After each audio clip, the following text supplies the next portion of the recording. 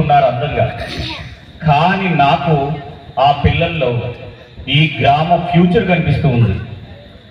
మీకు మీ పిల్లలు కనిపిస్తే నాకు వాళ్ళలో కాబోయేటటువంటి కలెక్టర్లు, డాక్టర్లు, ఇంజనీర్లు, టీచర్లు, పోలీస్ ఆఫీసర్లు కనపడుతున్నారు. అవునా కాదా?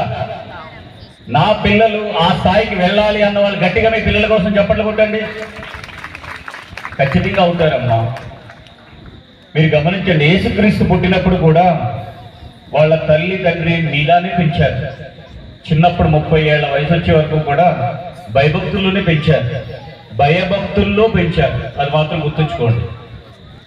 అందుకే దేవుడు చెప్పారు, బాలుడు నడవలసిన త్రోవలను వాళ్ళకి నేర్పుడు, పెద్దవాడైన దాని నుండి తొలగిపోడు. పిల్లలకి చిన్నప్పటి నుండి భయభక్తులు నేర్పించాలి. ఒక తల్లిదండ్రులుగా మనం పిల్లలకి ఒక ఆదర్శవంతమైనటువంటి జీవితాన్ని జీవించి చూపించాలి. వాళ్ళకి మనం ఎలాగైతే బ్రతుకుతామో అది వాళ్ళు చూస్తూ ఎదుగుతూ అలాగే బ్రతకాలనుకుంటారు.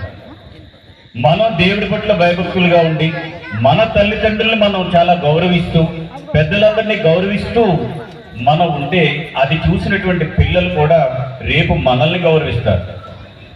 ఏదైతే విత్తుతామో మనం అదే కోస్తాం. ఒక విత్తనం నాటితే అదే మొక్క వస్తుంది, కానీ వేరే మొక్క రాదు. అందుకే